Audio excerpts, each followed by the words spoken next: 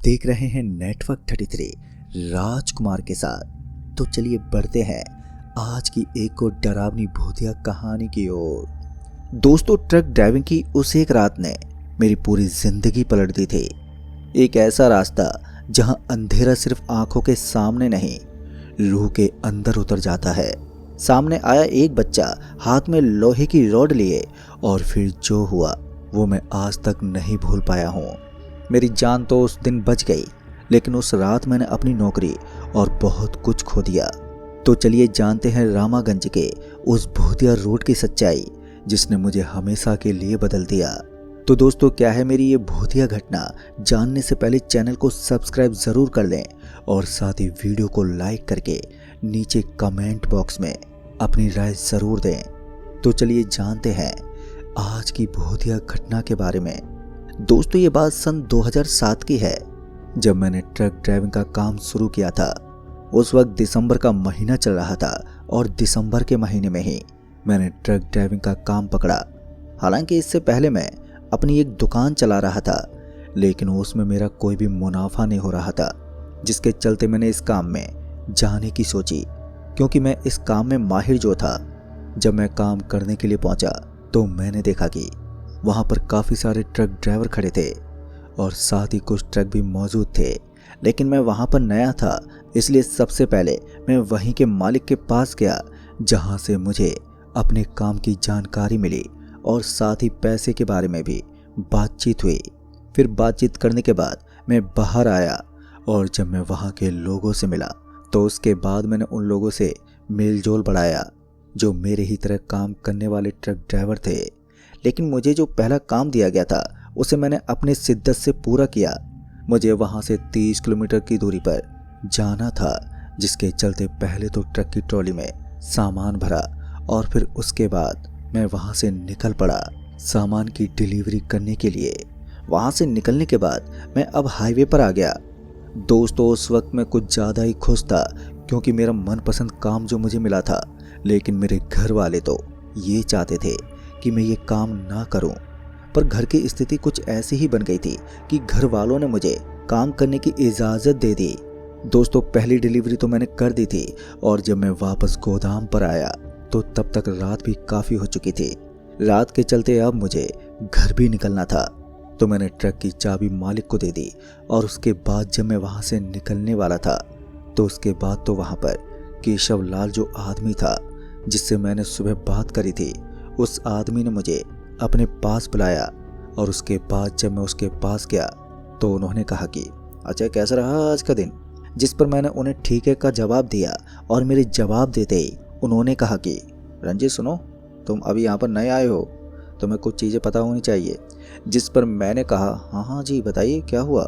मेरे ये कहते ही उन्होंने कहा कि देसू रोड वाला रूट वो भूतिया माना जाता है, क्योंकि हमारे साथ का एक आदमी उस रूट पर गया था, और उसके बाद उसके साथ जो हुआ वो बहुत ही भयानक था। दरअसल उन्होंने बताया कि जब वो आदमी वहाँ पर गया था तो उस वक्त रात काफ़ी गहरी हो चुकी थी। उस रूट पर उसे एक लड़की खड़ी हुई मिली जो कि दुल्हन के लिबास में थी। वो देखने में भी बहुत खूबसूरत थी, और जब उसने उस लड़की को देखा तो उसके अंदर ठरकपन आ गया, क्योंकि वो ठरकी किस्म का आदमी था। और जब उसने ट्रक रोकी तो उस लड़की ने कहा कि उसका भाई किसी मुसीबत में है। उस लड़की की खूबसूरती के चक्कर में आकर वो आदमी ट्रक से नीचे उतरा, और उसके बाद जब वो उसके साथ जाने लगा तो उसने देखा कि वहाँ पर पूरा रास्ता सुनसान पड़ा हुआ है। उसके ट्रक के अलावा उसे वहाँ पर कोई भी गाड़ी आती जाती नहीं दिख रही थी। लेकिन जब वो उस लड़की के पीछे गया तो वो ये देखकर घबरा गया कि वहाँ एक आदमी एक इंसान को पेड़ पे लटका कर उसका गला काट रहा है। इस तरह का खौफनाक नज़ारा देख उसके हाथ पैर ठंडे पड़ गए, और घबराते हुए उसके मुंह से जोर से चीख निकल गई, जिस वजह से उस भयानक इंसान ने उसे देख लिया। और जैसे उस भयानक आदमी ने अपना चेहरा उस आदमी की तरफ किया तो उसका चेहरा इतना डरावना था कि वो सपने में भी नहीं सोच सकता। अभी वो वहीं पर खड़ा चीख ही रहा था कि तभी उसने उस लड़की की तरफ देखा, तो उसे देखकर उसकी आंखें फटी की फटी रह गई, क्योंकि उसने देखा कि उस लड़की का चेहरा पूरा सफ़ेद है, और साथ ही उस लड़की की आंखों से खून भी टपक रहा है। अब ये नज़ारा देख उसकी रूह कपकपा गई और जब उसने वहाँ से भागने की कोशिश की कि तभी वो लड़की उसके पीछे पड़ गई, जिस वजह से भाग दौड़ में उस आदमी के शरीर पर काफ़ी खरोंचे आ गई। लेकिन वो कैसे भी करके वहाँ से भागकर अपने ट्रक के भीतर घुस गया। लेकिन उस भयानक लड़की और आदमी ने ट्रक के अंदर आने की बहुत कोशिश की, लेकिन भगवान की मूर्ति के कारण वो ट्रक के अंदर नहीं आ पाए। और फिर वो वहाँ से निकलकर जब हमारे पास आया तो उसके बाद उसने हमें ये सारी बात बताई। दोस्तों, जब केशव लाल जी ने मुझे ये सब बताया तो उसके बाद मुझे थोड़ा डर लगने लगा। लेकिन फिर उसके बाद उन्होंने कहा कि मालिक उस रूट पर जाने को कितना भी बोले तो तुम मना कर देना, चाहे तुम्हें वो कितने भी पैसे दे। उस वक्त वहाँ पर खड़े मौजूद ड्राइवर्स भी उसकी बात पर हामी भर रहे थे, जिससे मैं ये समझ गया था कि वो आदमी जो भी बात मुझे कह रहा है मेरी भलाई के लिए है। यही सब सोचकर मैं वहाँ से अपने घर लौट आया और घर पर आने के बाद मैं खाना वगैरह करके सो गया। लेकिन जब मैं सो रहा था तो मेरे सपने में वही लड़की आई जिसका जिक्र केशव भाई कर रहे थे। उस वक्त मैं काफ़ी ज़्यादा डर गया था, जिस वजह से भगवान का नाम लेकर मैं सो गया। और फिर जब सुबह हुई तो उसके बाद मैं तैयार होकर अपने काम के लिए निकल गया। जब मैं काम पर पहुंचा तो उसके बाद मैंने देखा कि वहाँ पर ट्रक खड़े हुए थे और अभी मैं वहाँ पर जाकर खड़ा ही हुआ था कि तभी मुझे मालिक ने बुला लिया। और उसके बाद उन्होंने कहा कि तुम्हें एक डिलीवरी देनी है और शाम को ही जाना है, बाकी चीज़ें अनिल तुम्हें बता देगा और अभी तुम नए हो तो जल्दी जल्दी सारी चीज़ें समझ लो। फिर जब मैं वहाँ से बाहर आया तो उसके बाद अब मैं शाम होने का इंतज़ार करने लगा। जब शाम हुई तो उसके बाद मुझे पास में ही कहीं डिलीवरी करने को बोला गया, जिसकी दूरी ज़्यादा नहीं थी। फिर क्या था, मैंने भी ट्रक लोड करवाया और उसके बाद मैं निकल गया। मैं गाना गुनगुनाता हुआ अपना ट्रक चला रहा था। फिर जब समय के साथ मैंने अपनी डिलीवरी दी और फिर उसके बाद जब मैं वापस लौटा तो तब तक काफ़ी रात हो चुकी थी। दरअसल मैंने देखा कि सब लोग वहाँ पर खड़े हुए थे और जब मैं उनके पास गया तो उसके बाद वो लोग मुझे देखकर काफ़ी ज़्यादा हंस रहे थे। उनकी हंसी में समझ नहीं पाया। लेकिन फिर से केशव लाल जी ने जब मेरा हालचाल पूछा तो उसके बाद मैंने अपना हाल बताते हुए बोला कि जी भाई साहब, मैं बिल्कुल ठीक हूँ। अभी मैंने अपना हाल ही बताया था कि तभी वहाँ पर खड़े एक और आदमी ने कहा कि तुम्हें मालूम है 3 दिन पहले मेरे साथ क्या हुआ था? जिस पर मैंने उससे कहा कि क्या हुआ था? दरअसल उसने बताया कि जब मैं अपना ट्रक लेकर पुलिया वाले रास्ते से जा रहा था तो मैंने देखा कि बीच सड़क पर एक बुजुर्ग आदमी लेटा हुआ था और उसको ऐसा लेटा देख मैंने ट्रक को वहीं पर रोका। और उसके बाद जब मैंने हॉर्न मारा तो तब भी वो बुजुर्ग आदमी उठा नहीं। मेरी समझ में नहीं आया कि आखिर इसे हुआ क्या है। और जब मैं ट्रक से नीचे उतरा तो वो आदमी अब वहाँ पर नहीं था। उस आदमी को वहाँ पर न पाकर जब मैंने चारों तरफ देखा तो उसे देखकर तो मैं सदमे में आ गया। दरअसल मैंने देखा कि वो बुजुर्ग आदमी पुलिया के ऊपर खड़ा हुआ था और वो नीचे की ओर झांक रहा था। फिर जब मैंने उसे आवाज़ लगाई तो उसके बाद मेरी आवाज़ का उस पर कोई भी असर नहीं पड़ा, जिस पर मैंने उसे दोबारा से आवाज़ लगाई और पिछली बार की तरह इस बार भी कोई जवाब नहीं मिला, जिसके चलते मैं उसके पास जाने लगा। और जब मैं उसके पास पहुंचा तो उसके बाद वो बुजुर्ग आदमी पुलिया से नीचे कूद गया। उस आदमी के ऐसे कूदता देख मैं ज़ोर से चिल्ला उठा और जब मैंने पुलिया के नीचे डरते डरते झांका तो मेरी रूह कांप गई। दरअसल वो बुजुर्ग आदमी नीचे भी नहीं दिख रहा था। अब मैं बहुत ज़्यादा डर गया था, पर मुझे वहाँ पर किसी को होने का एहसास होने लगा था। इसलिए जैसे ही मैं वहाँ से आगे की ओर बढ़ा कि तभी मेरे पीछे से आवाज़ आई। और उसके बाद जब मैंने डरते डरते पीछे मुड़कर देखा तो मैंने पाया कि फिर से पीछे वही बुजुर्ग आदमी खड़ा हुआ है, लेकिन उसकी आंखें अब पूरी सफ़ेद पड़ी हुई थी और उसका चेहरा पूरी तरह से काला था और साथ ही उसके शरीर में सिर्फ हड्डियाँ दिख रही थी। उसने फटे पुराने कपड़े पहने हुए थे, जिससे ये तो साफ जाहिर हो रहा था कि ये इंसान नहीं बल्कि कोई बुरा साया है। अभी मैं डरा सहमा वहीं पर खड़ा ही था कि तभी उस बुजुर्ग आदमी ने मुझसे बोला कि तुम यहाँ पर किस लिए आए हो? उसका ये जवाब सुनते ही मैं सोच में पड़ गया कि आखिर ये कहना क्या चाहता है, जबकि वो किसी घर में नहीं बल्कि रोड पर खड़ा था। इससे पहले मैं उसकी बात का जवाब दे पाता कि तभी उससे पहले ही उस बुजुर्ग आदमी ने मेरा गला पकड़ लिया, जिसके बाद मेरा दम घुटने लगा। लेकिन उस बुजुर्ग आदमी की पकड़ इतनी ज़्यादा मजबूत थी कि मैं पूरी जान लगाकर भी अपना गला उसके हाथों से नहीं छुड़ा पा रहा था। लेकिन फिर उसके बाद उसने अपने आप ही मेरा गला छोड़ दिया, जिसके बाद मैंने एक लंबी सांस ली और जब मैं वहाँ से भागा तो भी उस बुजुर्ग आदमी ने मेरा पैर पकड़ लिया, जिसकी वजह से मैं नीचे गिर पड़ा। फिर वो बुजुर्ग आदमी मेरा पैर पकड़कर मुझे घसीटने लगा, जिसके चलते मेरे शरीर में काफ़ी खरोंचें आने लगी, जिस वजह से मैं दर्द से कराहने लगा। लेकिन वो बुजुर्ग आदमी नहीं माना और मुझे घसीटता ही रहा, जिसके बाद उस आदमी ने मुझे वहीं छोड़ दिया। और जब मैंने चारों तरफ देखा तो मुझे वहाँ पर कोई नहीं दिखा। फिर उसके बाद मैं समझ गया था कि मैं फंस चुका हूँ और अगर मैं अभी भी यहाँ से नहीं निकला तो हो सकता है कि ये रात मेरे लिए आखिरी रात हो। फिर जैसे ही मैं आगे बढ़ा कि तभी मुझे अपने पीछे किसी के होने का एहसास होने लगा, पर इस बार मैं बहुत ज़्यादा डर रहा था। और जब मेरे कंधे पर काफ़ी सारे हाथ दिखे तो उन्हें देखकर मेरी सांसें उखड़ने लगी। दरअसल मुझे अपनी सांसों के अलावा कुछ भी सुनाई नहीं दे रहा था, लेकिन जब मैंने पीछे पलटकर देखा तो उससे तो मानो मेरे पैरों तले ज़मीन ही खिसक गई।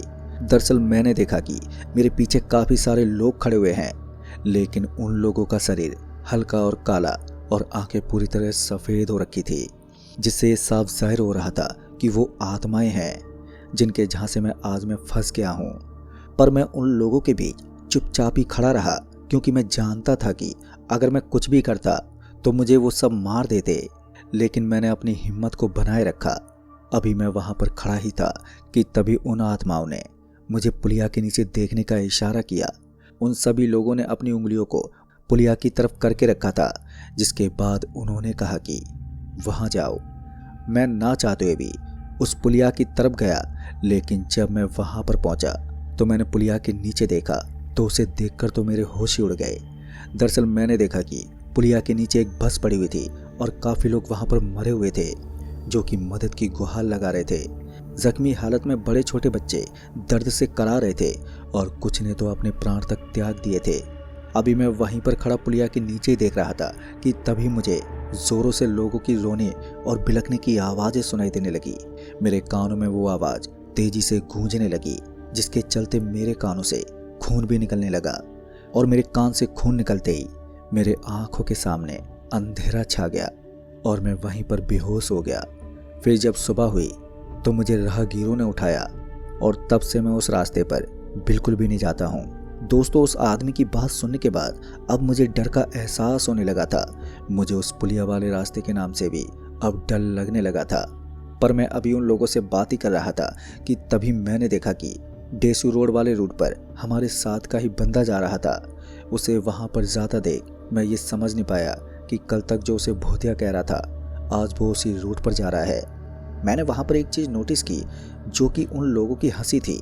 वो लोग बात बात पर हंस रहे थे, जिससे मुझे कुछ गड़बड़ लगने लगी थी। और उनकी हंसी से मुझे इतना तो अंदाज़ा हो गया था कि ये सब मुझे बेवकूफ़ बना रहे हैं। अगर ये सब भूतिया घटनाएं रास्तों पर सच में है तो ये खुद उन रास्तों पर क्यों डिलीवरी करने जा रहे हैं। यही सब बातें मुझे गहरी सोच में डाल रही थी। कर उस दिन तो मैं वहाँ से निकलकर अपने घर लौट आया और उसके बाद मैं उन सब बातों को समझने लगा कि कैसे वो लोग मुझे उल्लू बनाकर खुद पैसा बनाते हैं। लेकिन इस बार मैंने ये सोच लिया था कि मैं भी अब उस रास्ते पर जाऊंगा जहाँ पर पैसे ज़्यादा मिलते हैं। और यही सोचते हुए मैं सो गया। और जब अगले दिन मैं सोकर उठा तो मुझे याद आया कि मुझे आज रात को ड्यूटी पर जाना है, क्योंकि मालिक ने मेरी शिफ्ट रात की जो कर दी थी। दिन भर मैंने घर पर आराम किया और जब सूरज ढला तो मैं पहुंचा अपने गोदाम। और जब मैं गोदाम पहुंचा तो उसके बाद मुझे मालिक ने एक नई साइट पर जाने को कहा, जिसके बाद मैंने उससे हाँ कह दिया और उसके बाद ट्रक को लोड करवाया। अभी मैं लोड करवा ही रहा था कि तभी मेरे साथ के बंदे मेरे पास आ गए और उसके बाद कहा कि अरे भाई, आज किस रूट का काम मिला है तुम्हें? जिस पर मैंने उन्हें बताया कि बिजनौर साइड का रूट मिला है। और जैसे मैंने ये बोला कि तभी वहाँ पर खड़े दिलकुश भाई ने कहा, अरे उस रूट पर मत जाना, वो रूट तो बहुत खतरनाक है। वहाँ पर हमारे साथियों में से एक साथी गया था, उसका नाम धनुष था। उसकी ये कहते ही जब मैंने उनसे कहा कि अच्छा क्या हुआ था उसके साथ, और फिर जो उन्होंने बताया वो तो और भी ज़्यादा भयानक था। दरअसल उन्होंने बताया कि जब धनुष और उसके साथ उसका खलासी विपिन जब यहाँ से निकले थे तो उसके बाद उन्हें भी उसी रास्ते से अपना सफ़र करना था, जिसके चलते जब वो उस रास्ते पर पहुँचे तो रात काफ़ी गहरी हो गई थी। वो रास्ता उस वक्त काफ़ी सुनसान था। उस वक्त उनके ट्रक के सिवाय कोई और गाड़ी दिखाई नहीं दे रही थी। अभी धनुष ट्रक को चला ही रहा था कि तभी उसके कानों में कुछ बच्चों की चीखने चिल्लाने की आवाज़ें गूंजने लगी। उन आवाज़ों को सुनते ही जब उसने ट्रक के बाहर देखा तो बाहर कोई भी नहीं था, जिससे वो सोचने लगा कि आखिर ये आवाज़ें आ कहाँ से रही हैं। धनुष अभी ये सब सोच ही रहा था कि तभी अचानक से उसके ट्रक के सामने एक बच्चा पूरा खून से लथपथ हाथों को हिलाता हुआ दिखा। जैसे ही धनुष की नज़र उस बच्चे पर पड़ी तो उसने ट्रक को उस बच्चे के पास रोका और ट्रक को रोकते ही जब उसके खलासी विपिन ने उससे ट्रक रोकने की वजह पूछी तो धनुष ने सामने की तरफ इशारा किया और जब विपिन ने उस ओर देखा तो सच में एक छोटा सा बच्चा खून से लथपथ सामने खड़ा हुआ था। उस बच्चे को देखते ही विपिन ने बोला, अरे कौन है ये, और इतनी रात को, लगता है कुछ तो हुआ है इस बच्चे के साथ। जब धनुष और विपिन ट्रक से नीचे उतरे तो उसके बाद वो बच्चा सीधा उनके पास गया और उसके बाद उनसे मदद की गुहार लगाने लगा, जिस पर धनुष ने उस बच्चे से पूछा, क्या हुआ बेटा तुम्हारे साथ, और ये तुम्हारी हालत कैसे हुई। धनुष के ये कहते ही उस बच्चे ने बोला कि उस स्कूल के भीतर चलो। जब धनुष की नज़र वहाँ पर बने उस स्कूल पर गई तो उसने देखा कि वो स्कूल तो पूरा वीरान पड़ा है। उस स्कूल के चारों ओर अंधेरा फैला हुआ था। जिसके बाद धनुष ने बोला, स्कूल में क्या है। तभी वो बच्चा उसे स्कूल के अंदर लेकर जाने लगा। धनुष उस बच्चे की बातों को समझ गया था कि और भी बच्चे हैं जो कि स्कूल के भीतर फंसे हैं, लेकिन उनके साथ क्या हुआ है यही सब जानने के लिए जब धनुष और विपिन दोनों उस स्कूल के अंदर जाने लगे तो उन्हें कुछ अजीब सा महसूस होने लगा, जिसे वो खुद समझ नहीं पा रहे थे कि आखिर ऐसा क्या हुआ है यहाँ पर, जो कि वो देख भी नहीं पा रहे हैं और ना ही समझ पा रहे हैं। जिसके बाद वो जब स्कूल के अंदर गए तो उसके बाद उन्होंने जो देखा उसे देखकर तो उनका पूरा शरीर ही हिल गया। दरअसल उन्होंने देखा कि वहाँ पर कई सारे बच्चे मरे हुए पड़े थे, जिसकी वजह से वहाँ का माहौल बहुत ही भयानक लग रहा था। ऐसा दर्दनाक और भयानक मंजर उन्होंने अपनी ज़िंदगी में पहली बार देखा था। वहाँ पर किसी बच्चे की आंखें बाहर निकली पड़ी थी तो किसी का चेहरा फटा हुआ था और तो और कुछ बच्चे उल्टे लटके हुए थे, जो स्कूल के भीतर जो माहौल को और भी ज़्यादा भयानक बना रहे थे। दोस्तों, ऐसा भयानक मंजर देख उन दोनों की अंदर तक की रूह कांप गई, यहाँ तक कि उन दोनों के शरीर कँपाने लगे थे, जिस वजह से उन दोनों का वहाँ से निकल पाना बेहद ही मुश्किल हो गया था। लेकिन दहशत इतनी ज़्यादा हो चुकी थी कि अब उन दोनों ने उस जगह पर वहाँ पर रुकना ठीक नहीं समझा, जिसके चलते वो वहाँ से निकलने लगे। जैसे तैसे जब वो स्कूल के बाहर आए तो उसके बाद विपिन की हालत ज़्यादा ही खराब हो चुकी थी, लेकिन धनुष ने उसे ट्रक के पास चलने को बोला। जब वो दोनों ट्रक के पास गए और उसके बाद ट्रक के अंदर पहुँचे तो धनुष ने ट्रक को वहाँ से निकाल लिया। लेकिन फिर कुछ दूर जाने के बाद उसने देखा कि उसका खलासी अब भी कुछ बोल नहीं रहा था, जिसके चलते जब उसने खलासी को आवाज़ लगाई तो उसने कुछ भी नहीं बोला। और उसके बाद जब उसने ट्रक को रोका, फिर जब उसको हिलाया तो वो नीचे गिर पड़ा, लेकिन वो उठा नहीं। जब धनुष ने उसकी सांसें चेक की तब जाके मालूम चला कि उसके खलासी ने दम तोड़ दिया है। जिसके बाद उसने उसी वक्त पास के हॉस्पिटल में जब अपने खलासी को भर्ती करवाया तो मालूम चला कि वो सच में मर गया है। फिर उसके बाद उसने हमें ये सारी बात बताई तो उस रास्ते पर जाना हम सभी के लिए भारी पड़ गया। दोस्तों, दिलकुश भाई की सारी बात सुनने के बाद मेरे दिमाग में अब ये सवाल चल रहे थे कि कहीं ये भी मेरा काम हड़पना तो नहीं चाहते। उस वक्त मैंने उनकी बात को अनसुना कर दिया और फिर मैं वहाँ से निकल गया। जब कुछ समय के बाद मैं उस रास्ते पर पहुँचा तो उसके बाद मैं अपनी निगाहों को चारों ओर घुमाने लगा, लेकिन मुझे वहाँ पर ऐसा कुछ भी नहीं दिखा और ना ही महसूस हुआ। लेकिन फिर जब मुझे वहाँ एक स्कूल दिखाई दिया तो उसके बाद मेरे दिमाग में दिलकुश भाई की बातें चलने लगी, लेकिन उस स्कूल में ना तो मुझे कोई दिखाई दे रहा था और ना ही कुछ अजीब सा लग रहा था। मैं उस वक्त वैसा ही महसूस कर रहा था जैसा हर बार करता हूँ, लेकिन मुझे भ्रम जरूर था। उस वक्त मैं उसी रूट से निकलकर साइड पर पहुँच गया और उसके बाद वहाँ पर ट्रक से सामान उतारने के बाद मैं वहाँ से वापस निकल गया। जब मैं उस रास्ते के पास पहुँचा तो मुझे वहाँ पर एक छोटी सी दुकान दिखाई दी।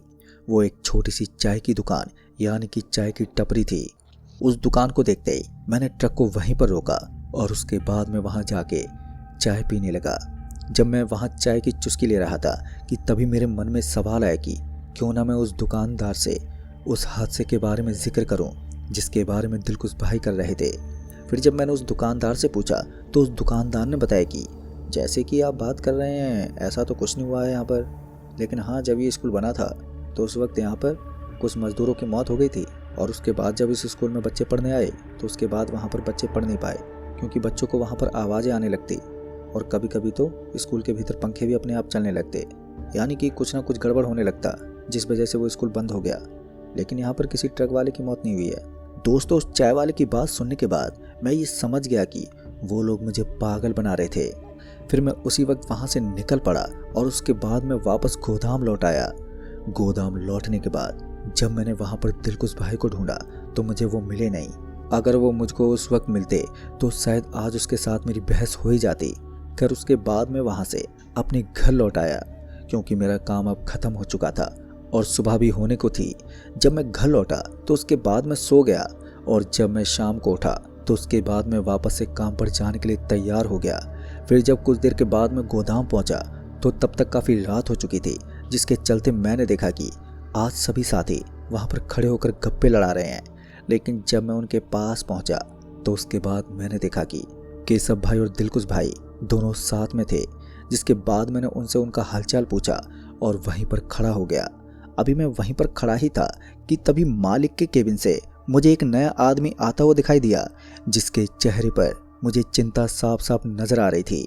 और उस आदमी को देखते ही मैंने उससे उसका कारण पूछा तो उस आदमी ने बताया कि दरअसल वो आदमी मालिक के पास गया था अपने पैसे लेने के लिए, क्योंकि वो पहले यहाँ पर काम कर चुका था, लेकिन मालिक ने उसे अभी तक पैसे नहीं दिए हैं। उस आदमी का परेशान चेहरा देख मैं उस आदमी को चाय की दुकान पर ले गया और जब मैंने उससे पूछा तो उसने बताया कि जब उसे रामागंज का रूट मिला, जो कि काफ़ी दूर है, जब उसे वो रूट मिला तो उसके बाद वो रामागंज के लिए उस रात ही निकल गया। दरअसल उसने आगे बताया कि उस रात मेरे साथ मेरा खलासी भी था। जब मैं उस रास्ते से जा रहा था तो अचानक ही मुझे वहाँ पर एक जंग लगा हुआ बोर्ड दिखा जिस पर कुछ लिखा हुआ था, मगर क्या ये मेरी समझ के बाहर था, क्योंकि उस बोर्ड पर लिखे हुए अक्षर जंग की वजह से थोड़े थोड़े मिटे हुए थे, जिस वजह से मैं उसे पढ़ नहीं सका। पर मैं उस वक्त अपनी धुन में मगन था, जिसके चलते मैं वहाँ से आगे की ओर निकल गया। लेकिन जैसे ही मैं वहाँ से आगे पहुँचा तो पता नहीं कैसे मेरे ट्रक में कुछ अजीब सा होने लगा, जैसे कि ट्रक की हेडलाइट अपने आप ही ब्लिंक करने लगी और स्टीयरिंग अपने आप ही घूमने लगा। यहाँ तक कि मैंने ट्रक को रोकने की बहुत कोशिश की, लेकिन ट्रक का कंट्रोल मेरे बस से बाहर होता जा रहा था, जिस वजह से मेरा खलासी और मैं बुरी तरह से घबरा गए और अपने आप को संभालने लगे। अभी हमने अपने आप को संभाला ही था कि तभी ट्रक कुछ दूरी पर जाकर रुक गया, लेकिन हमें उस सुनसान रास्ते पर कुछ भी नजर नहीं आया जिससे ये साफ हो सके कि आखिर ये सब हो क्यों रहा है। खैर, मैंने जल्दी से ट्रक की चाबी घुमाई, मगर पता नहीं क्यों ट्रक स्टार्ट ही नहीं हो रहा था। मैंने कई बार कोशिश की पर कुछ नहीं हुआ। मेरा खलासी बार बार खिड़की से बाहर झांक कर देख रहा था कि कहीं कोई है तो नहीं, लेकिन कुछ देर की मशक्कत करने के बाद ट्रक अपने आप ही स्टार्ट हो गया। ट्रक को यूं स्टार्ट होता देख अब मुझे इतना तो अंदाज़ा हो ही गया था कि यहाँ पर ज़रूर कुछ तो गड़बड़ है, लेकिन क्या ये मुझे अभी तक मालूम नहीं चला था। खैर, उस वक्त मुझे अपनी जान की पड़ी थी, तो मैं ट्रक को उस जगह से जल्दी से निकालने की फिराक में था, तो मैंने ट्रक को आगे बढ़ाया। लेकिन कुछ दूर आगे जाते ही ट्रक फिर से अपने आप ही बंद पड़ गया। लेकिन अब जो नज़ारा हमारे सामने था वो बहुत ही भयानक था, क्योंकि अब हमारे ट्रक के सामने सड़क पर एक बच्चा खड़ा था, जिसके हाथ में लोहे की रॉड जैसा कुछ था। अब हमारी हिम्मत नहीं हो रही थी कि हम बाहर जाकर देख लें कि ये बच्चा आखिर है कौन। लिहाजा हम दोनों जने डरे सहमे ट्रक में ही बैठे रहे, लेकिन वो बच्चा ज्यों का त्यों ही सड़क पर खड़ा ही रहा। मैं किसी तरह फिर से ट्रक को स्टार्ट करने की जुगत में लगा हुआ था, लेकिन मेरी सारी कोशिशें नाकाम थी। उस वक्त तभी वो बच्चा एकदम से ट्रक के सामने वाले शीशे के सामने आ गया। उसका भयानक चेहरा देखकर मेरा खलासी उसी वक्त बेहोश हो गया और मैं भी अपने कपकपाते शरीर के साथ अपने होश को बैठा। और जब मेरी आंख खुली तो मैं तो ठीक था, लेकिन मेरा खलासी मेरे ट्रक से गायब था।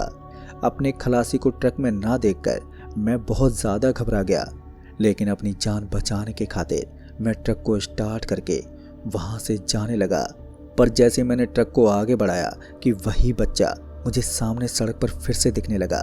कभी वो बच्चा मेरे दाएं दिखता तो कभी मेरे बाएं। जब मैं वहाँ से निकल रहा था तो उस वक्त मेरे चारों तरफ एक भयानक आवाज़ गूंज रही थी, जिससे मेरे कान दर्द करने लगे थे। पर मैं किसी तरह वहाँ से अपने आप को बचाते हुए आगे की तरफ बढ़ते हुए जा रहा था। पर दोस्तों, मेरी आंखें तब फटी की फटी रह गई जब वो बच्चा मेरे खलासी को घसीटते हुए वहीं के एक खंडर जैसी जगह पर लेकर जाते हुए दिखा। एक पल को मैंने सोचा कि मैं ट्रक से उतरकर उसे बचा लूं, मगर दहशत इस कदर थी कि मेरी हिम्मत ही नहीं हुई और मैं उसी दहशत में अपने ट्रक को वहां से लेकर निकल गया। लेकिन जब मैं उस जगह से निकल आया तो मेरे भीतर एक सवाल आया कि उस बच्चे ने मुझे क्यों कुछ नहीं किया। फिर बाद में मुझे मालूम चला कि मेरे बाएं हाथ की कलाई पर एक ताबीज़ बंधा है जिसे मेरे पिताजी ने बचपन में बांधा था, और उसी ताबीज़ की वजह से वो शैतान बच्चा मेरे करीब आने से बच रहा था। लेकिन मेरा खलासी वो बेचारा उस रात मारा गया और इसी वजह से मैंने उस दिन यहाँ से काम छोड़ दिया। पता नहीं वो बच्चा कौन था और उसने मेरे खलासी को क्यों मारा। ये बात आज भी मेरे भीतर सवाल बनी हुई है। लेकिन मेरे मालिक को लगता है कि मैं उससे झूठ बोलकर यहाँ से नौकरी छोड़कर गया था और मेरा खलासी किसी और काम पर लग गया होगा, ऐसा मेरे मालिक का कहना है, और इसी वजह से वो मेरे पैसे नहीं दे रहे हैं। दोस्तों, उस आदमी की बातें सुनने के बाद अब मैं सवालों के उन घेरे में खड़ा था जो मुझे सच और झूठ के बीच लेकर खड़े हुए थे, क्योंकि मेरे मन में यही बात चल रही थी कि ये आदमी भी बाकियों की तरह सच बोल रहा है या फिर झूठ। खैर, वो आदमी तो उस वक्त वहाँ से चला गया और मैं मालिक द्वारा दिए गए पते पर माल की डिलीवरी देने निकल गया, और ऐसे ही काम करते हुए मेरे दिन बीत गए। लेकिन ठीक 2 महीने के बाद मेरा सामना उसी रामागंज वाले रूट से हुआ जिसकी वो आदमी बात कर रहा था। लेकिन समय बीतने के साथ मैं उस रामागंज वाले रूट के बारे में काफ़ी कुछ भूल चुका था और उस आदमी की भी कही गई बातें मेरे जहन में धुंधली पड़ गई थी। मुझे रामागंज वाले रूट से माल भरकर अपने गोदाम पर लाना था, तो मैं तय समय पर उस अंधेरी रात में अपने खाली ट्रक को लेकर निकल पड़ा रामागंज रूट की तरफ। मैं उस वक्त उस रूट से बिल्कुल अनजान था, तो मैं अपनी धुन में ट्रक को स्पीड से भगाया जा रहा था। रास्ते में वही जंग खाया हुआ बोर्ड भी था, पर मैंने उस पर ध्यान ही नहीं दिया। लेकिन जैसे मैं उस बोर्ड से आगे बढ़ा कि तभी मेरी ट्रक अचानक ही जोर से हिलने लगी और लाइट अपने आप ही जलने बुझने लगी। ट्रक का बैलेंस अपने आप ही बिगड़ गया, लेकिन मैंने कैसे भी करके ट्रक को कंट्रोल किया और एक जगह पर रोक दिया। लेकिन ट्रक की लाइट अभी भी जल बुझ रही थी। अभी मैं उस जगह पर इधर उधर देख ही रहा था कि तभी मेरी ट्रक की हेडलाइट के सामने एक बच्चा खड़ा हुआ दिखा, जिसके हाथ में लोहे जैसा कुछ था। उस बच्चे को देखते मेरे भेजे में एक करंट सा दौड़ा, जिस वजह से मुझे वो सब याद आ गया जो मुझे 2 महीने पहले एक आदमी ने बताया था, यानी कि जिस आदमी के साथ इस रूट पर घटना घटी थी। अब ये सब याद आते ही मेरे रंगों में दौड़ता हुआ खून जम गया। अब मेरी समझ में नहीं आ रहा था कि मैं क्या करूं। इससे पहले वो बच्चा मुझे कुछ करता कि मैंने अपनी ट्रक की चाबी घुमाई और ट्रक को पीछे की तरफ यानी कि उल्टा ही तेजी से दौड़ा दिया, और एक झटके के साथ मैं उस जगह से बिना पीछे पलटे गोदाम पर वापस लौट आया। जहां जाते ही मैंने सारी बात अपने मालिक को बताई, लेकिन मेरे मालिक ने भी मेरे साथ वही किया जो उस आदमी के साथ किया था, यानी कि जिसके पैसे नहीं दिए थे। मालिक ने मेरी बात झूठ समझी और मुझे खरी खोटी सुनाकर काम से निकाल दिया। खैर, मुझे इस बात का गम नहीं कि मेरी नौकरी चली गई, पर अच्छी बात ये थी कि उस रात मेरी जान बच गई। अब मैं किसी और जगह पर काम करता हूँ, ट्रक ड्राइविंग का ही, लेकिन दिन की रात की नहीं। तो दोस्तों, इस कहानी में बस इतना ही। कहानी आपको पसंद आई हो तो वीडियो को लाइक शेयर कमेंट ज़रूर कर दें।